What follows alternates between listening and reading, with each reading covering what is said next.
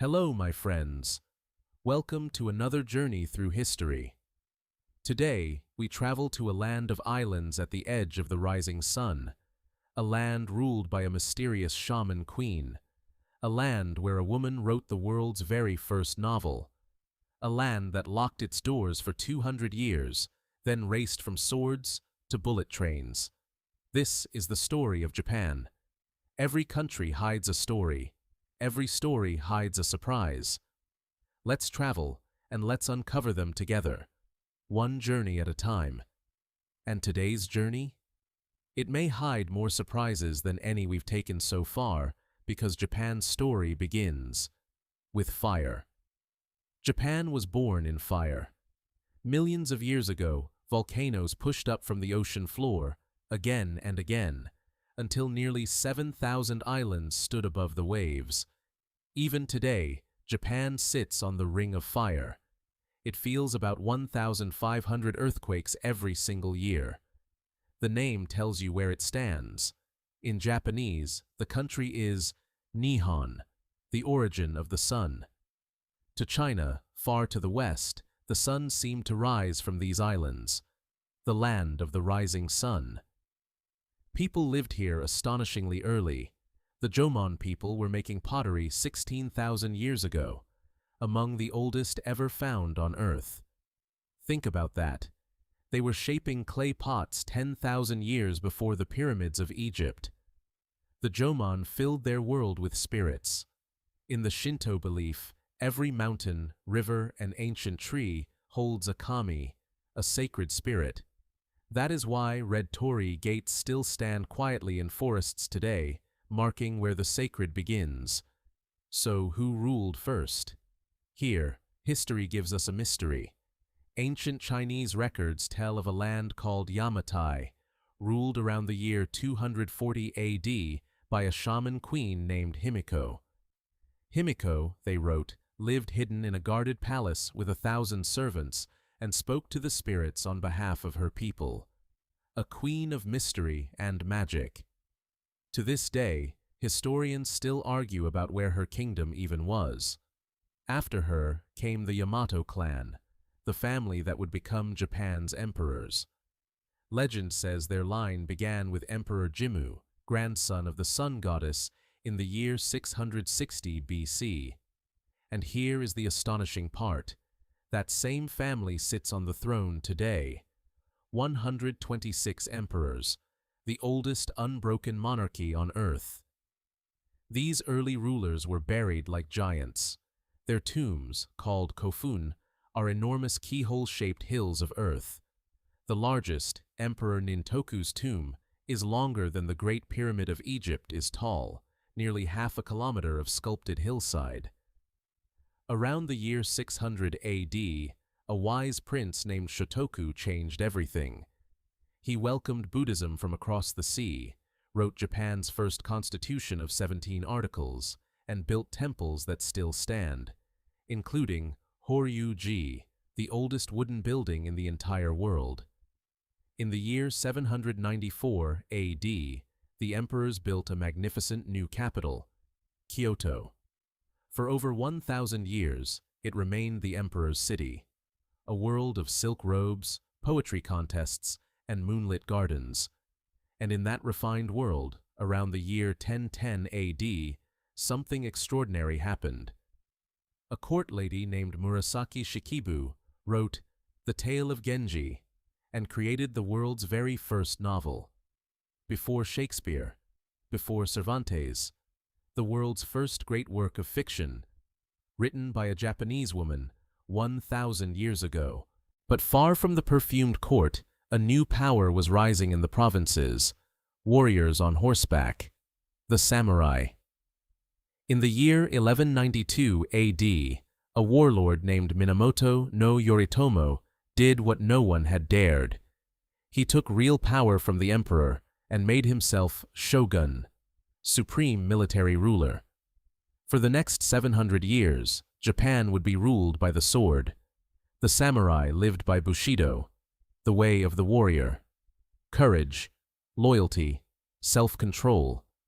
To a samurai, honor mattered more than life itself. A samurai who failed his lord might even choose death over disgrace. Then came Japan's greatest test. Kublai Khan, grandson of Genghis Khan, ruler of the largest empire in history, demanded Japan's surrender. Japan refused.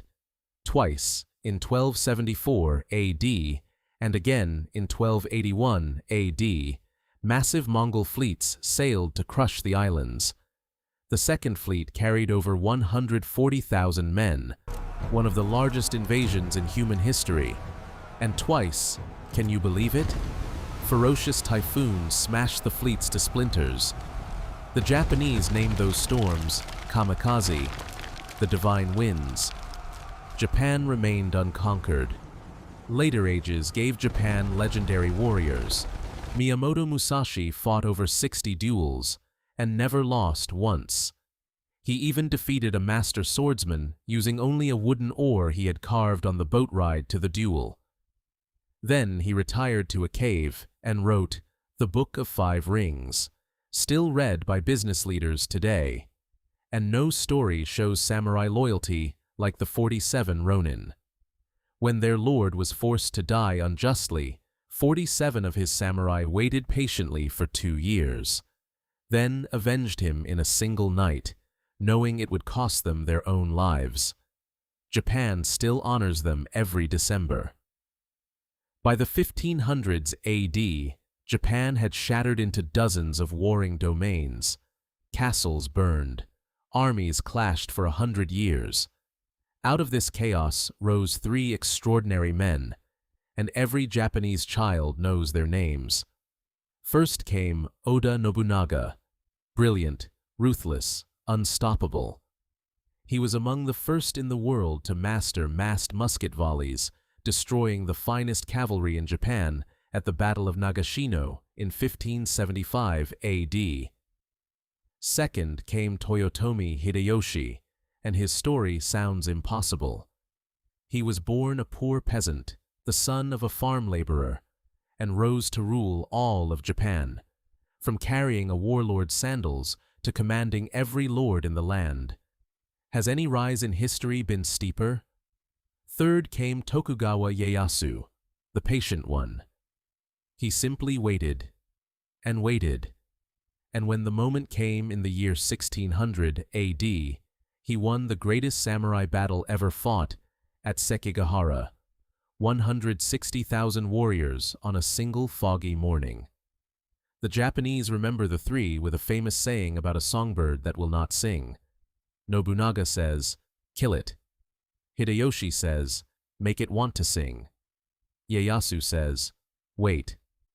Ieyasu waited, and his family ruled Japan for the next 265 years. In the year 1603 AD, Ieyasu's shogunate made a decision almost no nation has ever made. It closed the country, completely. For over 200 years, leaving Japan was forbidden, on pain of death. Only one tiny window stayed open, a small fan-shaped island called Dejima, where a few Dutch traders were allowed. And yet, behind its closed doors, Japan bloomed. Edo, today's Tokyo, grew past 1 million people, larger than London or Paris at the time. Kabuki theater packed the houses. Sushi was invented as street food. An artist named Hokusai created the Great Wave, that towering blue wave with Mount Fuji tiny behind it. He made it around age 70. Today, it may be the most recognized artwork on Earth. Hokusai said he hoped, by 90, to finally understand true art. Then, on July the 8th, 1853 AD, everything changed in a single afternoon. 4 black iron warships steamed into Edo Bay under the American Commodore Matthew Perry. Japan had never seen ships move against the wind. The message was simple: open your doors, or else. What Japan did next amazed the world. In the year 1868 AD, young reformers restored the young Emperor Meiji to power and transformed everything. The samurai class was abolished. Railways, factories, telegraphs, modern schools, a modern navy, all in one generation. A grandfather born in the age of swords could watch his grandson board a steam train. By 1905 AD, barely 50 years after those black ships, Japan shocked the entire world. Its modern navy defeated mighty Russia. The first time in modern history, an Asian power defeated a European empire. The world's map of power would never look the same. But power, once tasted, turned dark. Japan's new empire marched into China, then across the Pacific. In 1941 AD, it struck the American fleet at Pearl Harbor, and the Pacific War began, the largest ocean war ever fought. It ended in August 1945 AD, in a way no nation had ever suffered. On August the 6th, an atomic bomb codenamed Little Boy fell on Hiroshima, dropped from an American B-29 bomber named the Enola Gay. 3 days later, on August the 9th, a second bomb, codenamed Fat Man, fell on Nagasaki, carried by a bomber called Boxcar. Together, they took more than 200,000 lives. Japan surrendered, its cities in ashes. From Hiroshima came one small story the whole world remembers. A girl named Sadako, 2 years old when the bomb fell, later grew sick, and began folding paper cranes, believing 1,000 cranes would grant her wish to live. She folded more than 1,000. She did not survive. But children around the world still send millions of paper cranes to Hiroshima every year in her memory. Today, one ruined dome still stands in Hiroshima, exactly as the bomb left it, not as a monument to war, but as a promise. Never again. What happened next is called, simply, the Japanese miracle. A nation in ruins rebuilt itself, not with anger, but with education, teamwork, and an obsession with quality. Small workshops became world giants. A little company fixing radios became Sony. A loom maker's son built Toyota into the world's largest car maker. Within 30 years, this ruined nation held the second largest economy on Earth. Made in Japan came to mean one thing: excellence. In the year 1964 AD, Japan announced its return to the world in style: the Tokyo Olympics and the Shinkansen, the world's first bullet train. Gliding past Mount Fuji at over 200 kilometers per hour, and in 60 years since, it has never had a single fatal crash. The average delay per train? Less than 1 minute. Then, Japan conquered the world one more time, with joy. Anime and manga, Mario, Pokemon, Zelda, sushi in every great city, karaoke on every continent. Hello Kitty? No army in history ever traveled as far as Japanese imagination has. So what is Japan now? 124 million people across those thousands of islands, organized into 47 prefectures, Japan's version of states. Its capital region, Greater Tokyo, holds nearly 37 million people, the largest metropolis on Earth, yet famously safe, spotless, and running exactly on time. The language is Japanese, written in not one, not two, but 3 scripts working together in a single sentence. And the food is a universe of its own: sushi, ramen, tempura. Tokyo alone holds more Michelin stars than any other city in the world. Japan is also the world champion of long life. Over 90,000 Japanese are more than 100 years old. On the island of Okinawa, many credit ikigai, waking each morning with a clear purpose, plus fish, vegetables, and lifelong friends.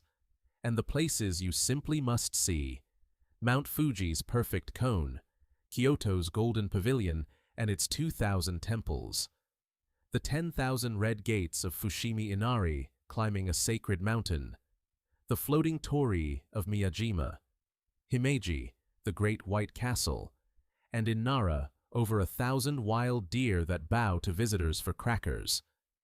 Every spring, the entire nation pauses for Hanami, the cherry blossom festival. Millions picnic beneath clouds of pink petals that bloom, dazzle, and fall within days. To Japan, that fleeting beauty is exactly the point. Japan still faces real tests, an aging population, emptying villages, and an earth that never stops shaking. Yet from shaman queens to samurai, from divine winds to atomic fire, from ashes to bullet trains, Japan has fallen many times, and every single time it has risen higher. As the Japanese proverb says, fall down 7 times, stand up 8. And that brings us to the end of today's journey. If Japan's story surprised you, tell us in the comments what you'll remember most. Until our next journey together, take care and stay curious.